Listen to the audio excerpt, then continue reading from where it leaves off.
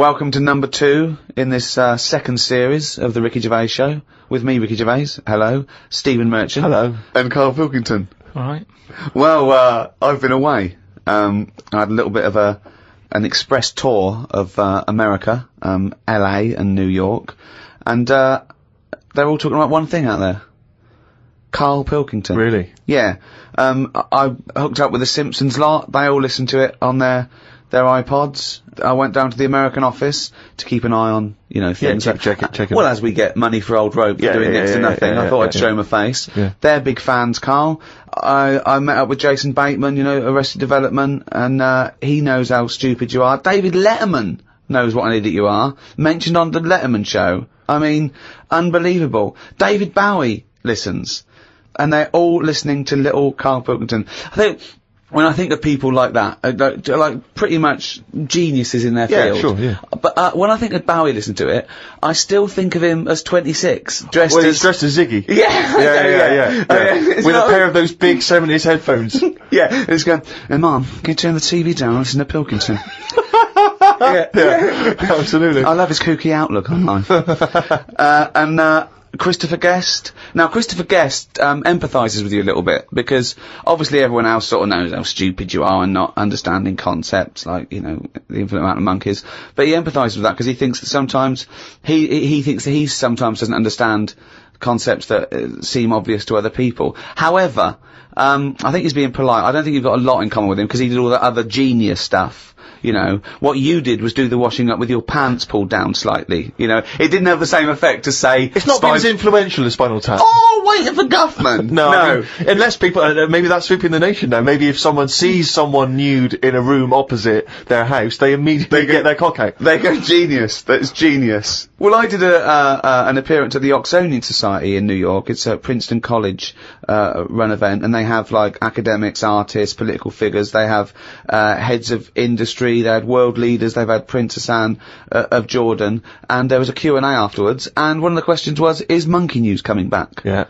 In that sort of forum. I mean, it's... I believe they also asked that of Bill Clinton. They did, yeah. Now, Carl, is Monkey News coming back? I mean, maybe. It depends what goes on out there. It's gone a bit quiet, hasn't it? At the moment, what, on the monkey front? Yeah, I don't know if they're aware or whatever that it's being covered, but it's just like, there's no point. You can't make news, can you? All these news channels, that's the problem with it. They've committed to saying we're a news channel. You got to find news. Well, don't do it like that. Sure. I'd say put something else on. If now what's going on cartoons. In the world, just. Is there often no news in the world on the planet Earth with 6 billion people? Is there ever a day when they go, no, nothing? But I'm just saying the news is. What is it, about half an hour long? That depends! There's news channels that are 24 hours. But yeah, you're thinking of one specific news programme that's on in your house. Yeah, but I'm just saying it's half an hour. How much of that? No. You look again. I've told you that not all news programmes are half an hour by definition, but you go anyway, it's half an hour. Again, you didn't listen to me. Why do you think all news programmes are half an hour? They're not.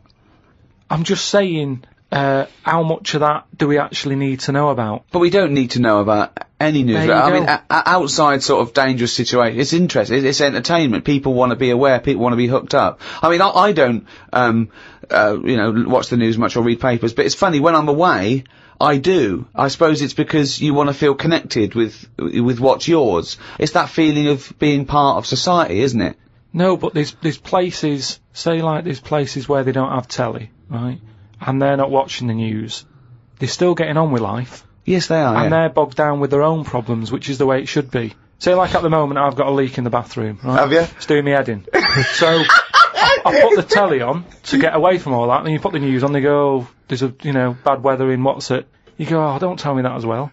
I like it when you hear about inventions that are coming out, or, stuff they're doing in science. But you told me the other day that you thought everything that needs to be invented has been invented. Something they said in 1900. But, so what do you think? Yeah, I mean, they are sort of playing around now. Like, they've said they've made, like a heart now that can be bunged into a body if yours isn't working and keep you going. But why is a heart that you can bung into someone to save their life, why is that a bad thing? Just because it's another thing, isn't it? We're meant to die from the year dot.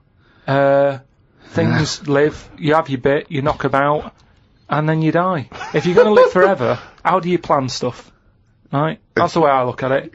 Sure. You sort of go... How big would your diary be? Well, that diary would become intimidating, wouldn't it? You have to fill that in for the rest of eternity. And you get bored. You get bored with living forever. And, you know... But I agree with you. You get bored of people. You'd have to keep making new mates, wouldn't you? Because you've discussed everything by the time you're about 110. 110? So it's kind of like... Carl, you have the same concepts that you worked out and decided that were true at about 10, I think. I look at life like a big book. Like a big book. Right, okay, yeah. Right? And, you know, sometimes you get halfway through it and you go, even though I've been enjoying it, I've had enough. Give us another book. No. Your metaphor, analogy, whatever you're trying to create there, falls down with let's have another book.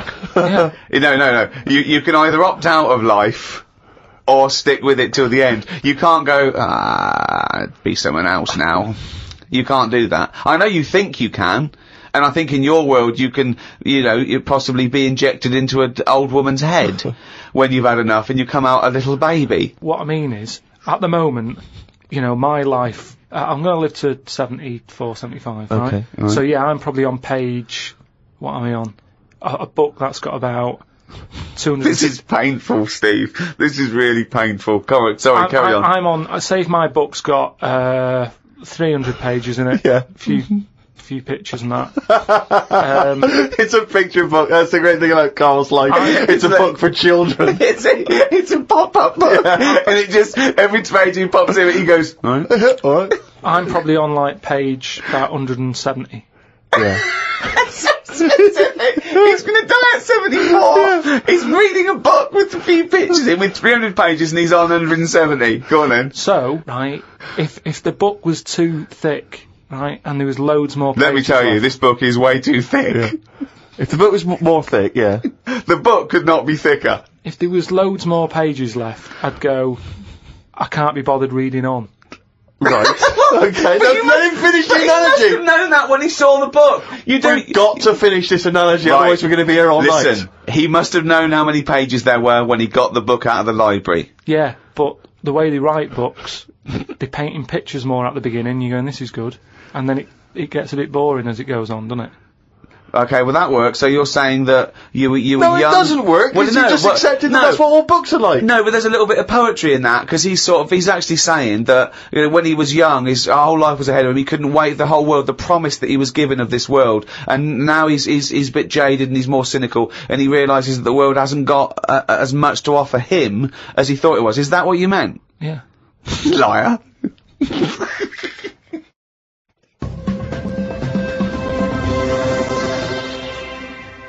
Well, Rick, you're not the only one who's been away. I know you've been off working, but I, at long last, have taken a bit of leisure time. Go on. And, you've probably heard of the Rio de Janeiro Carnival.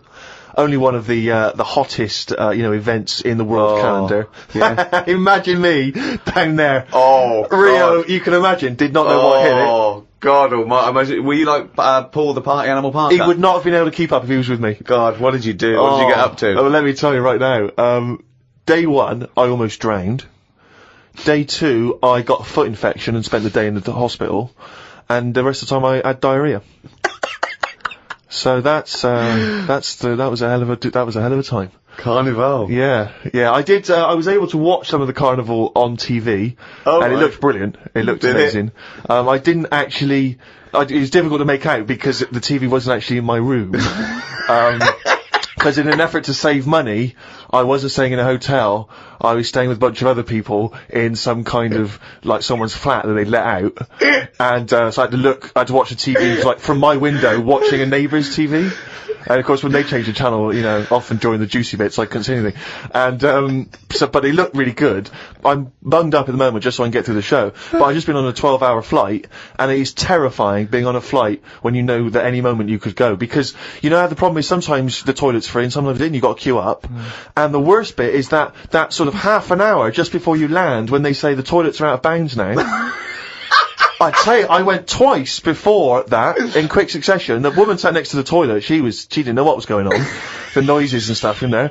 And because I was really panicky. Oh, Christ. And so, of course, then on the whole flight, as we're landing, I'm really petrified because I'm thinking I packed a pair of underpants and jeans in my bag, in my holdall, just in case it all went. And I was really, because I hate flying anyway, and I hate landing because it's the most terrifying moment of the journey. Then it really was rumbling, and I was thinking, I gotta get out of here. Of course, you know when you're in a hurry, everything makes you angry. The little old lady in front of me who's just hobbling along off the gangplank, get out of my way! Yeah. You know, just really annoying. With your bad hips and your bad legs. Your Zimmer frame. I know you've been through a war, but get out of my way! Yeah. And just anyone who kind of even passes you, and so I managed to get there just in time, got into and it all went off. Man alive, it was grim. But that was not anything compared with the first couple of days, because the first day I went for a walk, and of course Ipanema Beach is famous. I mean, obviously The Girl from Ipanema, one of the most famous songs in the world, and Ipanema Beach is famous for just the beautiful, beautiful people that gather there, and it is extraordinary. I mean, the people are remarkable. There's so many beautiful women in Rio, it made me angry. I was angry that these women were so attractive and that, you know, none of them were even looking at me. So, but anyway, I'm on the beach because I was shopping and I needed a wee. Right, and we went for a quick impromptu swim, and I thought, we in the sea. Just think of him on this beach, right, with diarrhea. Well, I'm wearing great big long shorts, because I'm not going to try and compete with these boys, because they are... And you are, could I say this, the whitest man I've ever met in my life. Yeah. I mean, with his shirt off, you can see his heart like a newborn fish. Well, this is the thing. As I went into the sea to have a wee, there was a discussion about this. As I went into the sea to have a wee? Yeah. Well, I was desperate for a toilet, and I was shopping, so I thought, well, I'm never going to make it back to the hotel. So I'll go in the sea and have a little swim and just I see him straining, just like a cat in a litter tray. See, there was a discussion about this because I'm very much of the opinion that you should take your trunks down, and some people, some of my friends are saying, just do it in your trunks and let the sea just wash it away. What a hell of a carnival! And I think I'm against that. I've always been against that in swimming pools, everything, you know. I'm against pissing in swimming pools. Full stop. It doesn't matter whether you take your trunks down or don't piss in a swimming pool. Sea? Yeah, well, fine. Yeah, fine, okay, right. Fish do it. So anyway, I'm in the sea trying to urinate, and I kneeled because I'm obviously very tall, so it's tricky to get deep enough for the water to mask what you're up to. So I tried to kneel down in the water, right, and I got John Thomas out, but then the water swept out again and just left me on the beach. But luckily my back was to everyone, so no one saw. I can't think of a funnier sight than Steve Merchant on his knees with his little John Thomas out. I don't know how big it is. I've never seen it. But I mean, I imagine it's in proportion to the rest of it, is it? I wish. That's all I'll say is I've been a little shortchanged. But so then I got up and I waded a bit deeper in, right? And now I was trying. I got it out. But what I didn't realise is that the waves just off the beach are really just uncontrollable. You never know what's going to happen. So one minute they're calm, and the next minute they're crazy like a tsunami. So suddenly I see this giant wave coming towards me, crashing towards me, and I got the cock out and everything, and it grabs this wave, comes over me, and lifts me up, and flips me up in the water, right? And I'm floundering around. I can't see anything because, of course, I had to take my glasses off to go in the sea. Because I didn't want to lose them. Oh God! So I floundering around, and I'm genuinely getting scared because as I try to get into shore, the wave just pulls me back again. So I'm waving to my friends on the beach, but what I don't realise is that because I'm not wearing my glasses, I don't realise that I've been dragged along the beach some way, and I'm not actually waving to my friends. So there's like a bunch of these beautiful women on Ipanema Beach watching a pasty white man waving with his cock out. And what annoyed me was my friends were laughing. And that Steve, really angers if me. I'd have been there, I would have burst. But why wouldn't you have come running? Would you have come running in and helped me? Not with your knob out. What? So even though I was screaming and shouting? I'd have thrown a rope or something, or a dinghy or something. There's no way I'd have. No, I couldn't have saved you with your glasses off and your knob out. If I ever save you, I want you to be fully dressed with your glasses on. So you'd have just let me go. That would have been what you'd said to my parents. He had his knob out and his glasses off. There was no way I was gonna. I can't think of a funnier sight. Oh.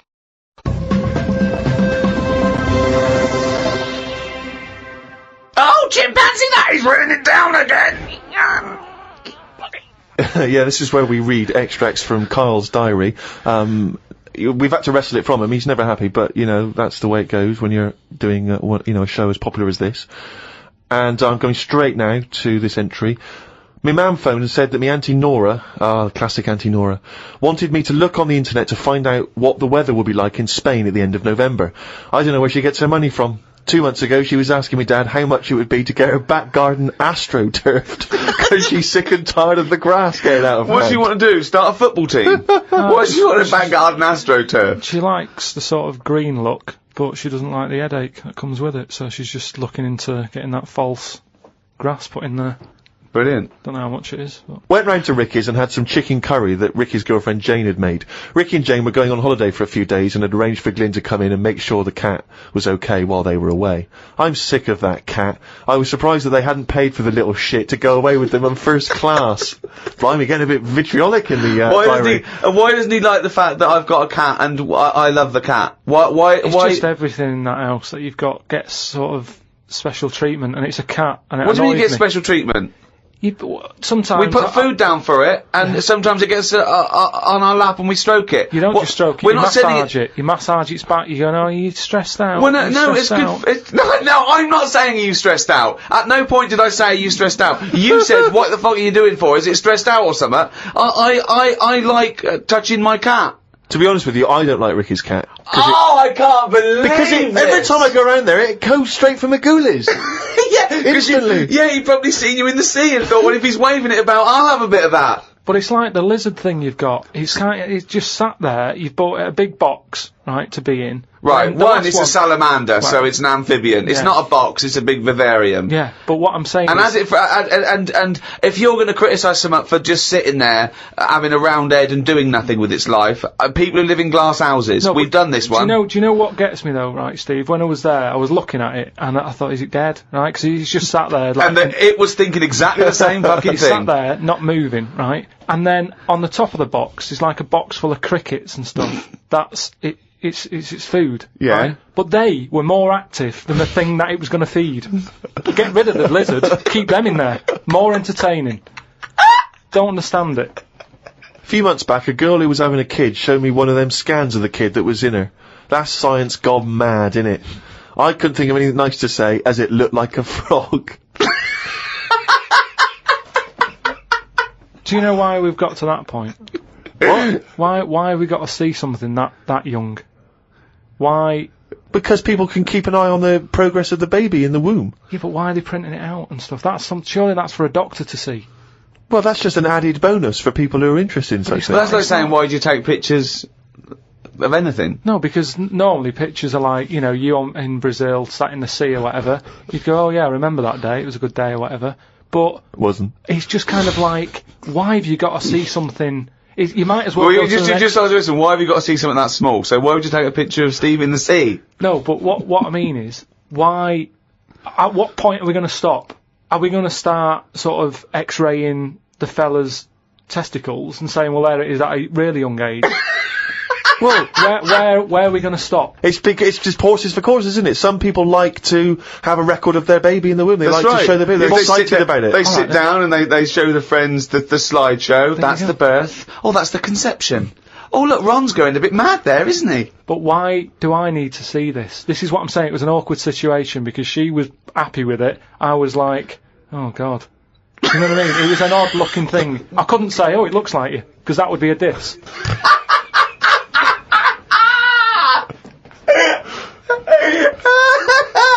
Oh, Christ! Met Suzanne at Euston Station. I said I would sort out the tea tonight, so I called the curry house.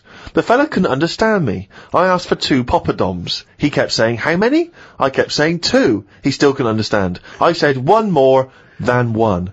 He understood. When we picked up the food and took it home, there were 5 poppadoms in the bag. Oh, God! Oh, God. There is a restaurant somewhere that sells knobs to eat.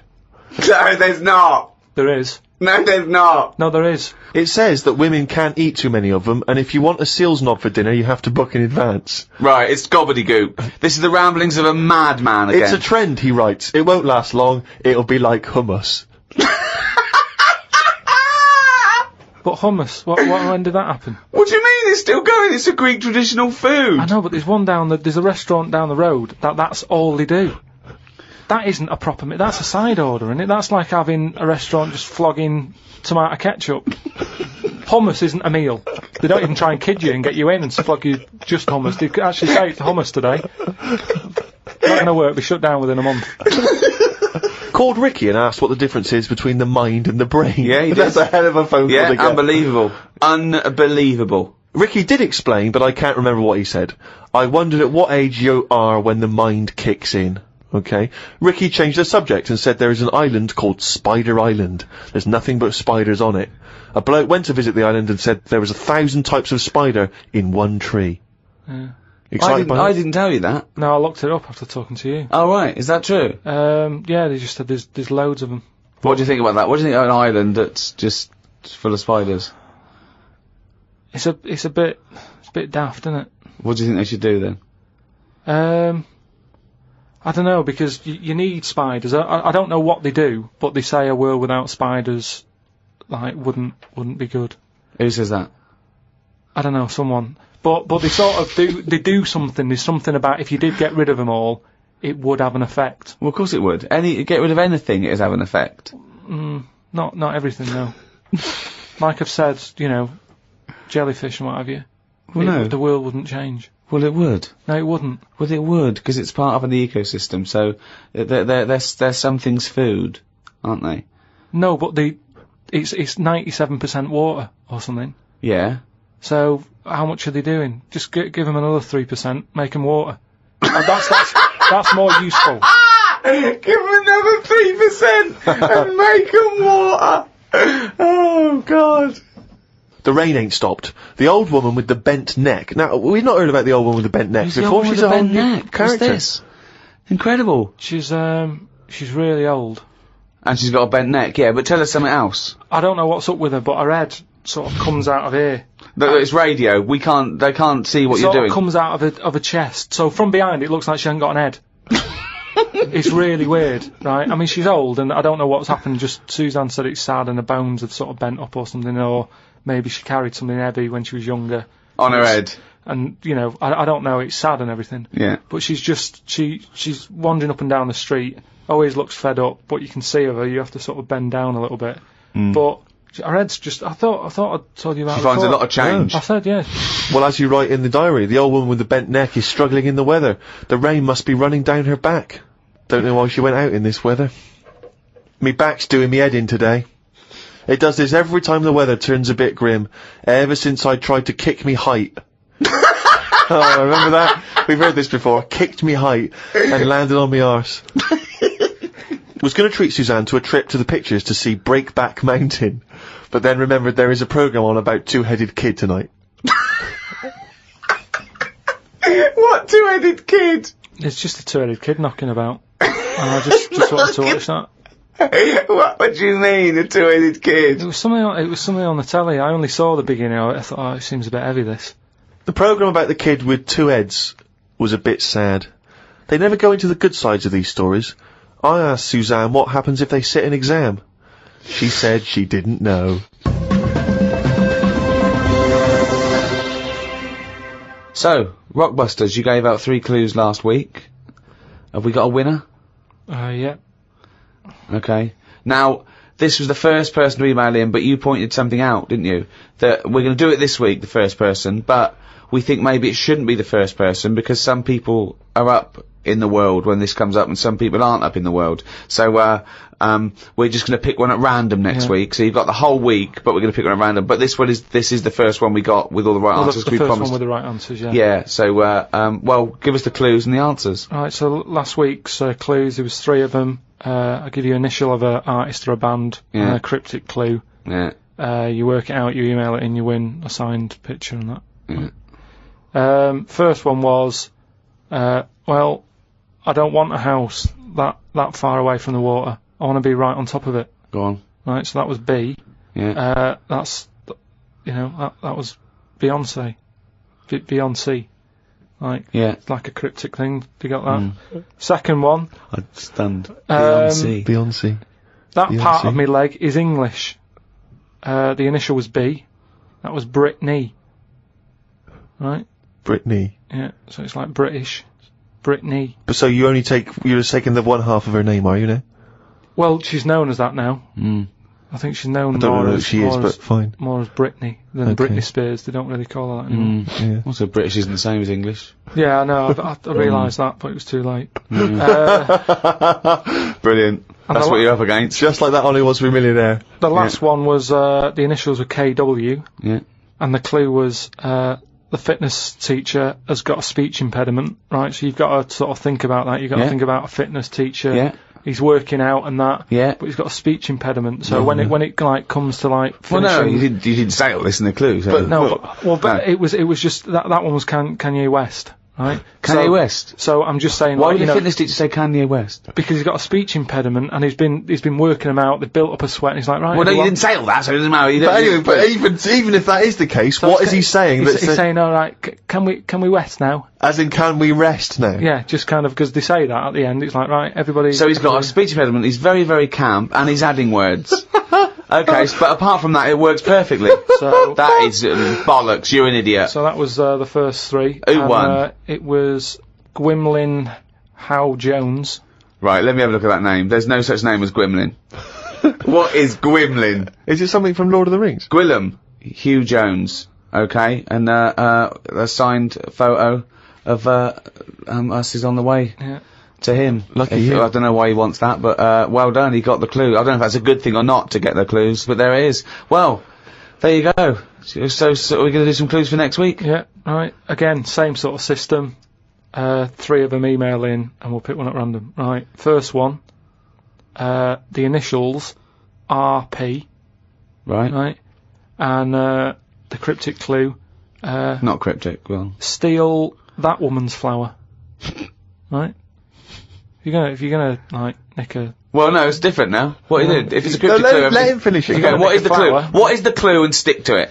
Steal that woman's flower. Fine. Okay. RP. Right. Okay. Right. Second one. B. Is that the clue or the initial? B is the initial. Right. And cryptic clue. Keep whacking the cooker with a stick.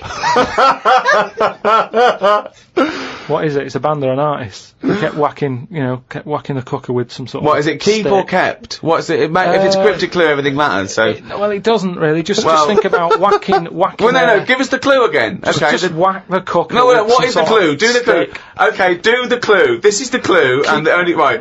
No, wait. The initial is B, and the clue is. Keep whacking the cooker with a stick. Right, fine. But it doesn't have to be a stick, though. It could be like an iron. It could be any sort of. Well, okay, then let's do the clue again. Okay, so the initials B. What's the clue? Keep whacking the cooker. Fine. The last one, the initial M, and then the clue is Venice. It's all water, isn't it? Right. How would you describe it, right? Jesus Christ. Is this the what? Let him finish the clue! I want to go home! I haven't slept! I've just come back from Rio! He might never finish the clue! It keeps going, it's full of water, right? Oh, well, you don't need a stick, do you? Use your hand if you want. Well, no, it's B. No, I mean, he might never finish. Well, right. Not if you're going to interrupt him. What's the initial? M. What's the clue? Venice. It's all water. There's hardly any land, so how would you describe it? Okay. I think that sort of works. M is the artist or a band. Email in podcast@rickygervais.com and we'll pick one at random. Win some stuff. Well, that's the end of episode 2 in this second series of the Ricky Gervais Show. So it's goodbye from me, Ricky Gervais, Stephen Merchant, Oi! And... Sorry, I just want to explain why that's a greeting in Brazil. Is it? You see someone, hey! Oh, okay. Yeah, I wasn't just a me. Why's your knob out when you're shouting and waving at me? That's why I did it, you see what was going on. And Carl Pilkington. Alright.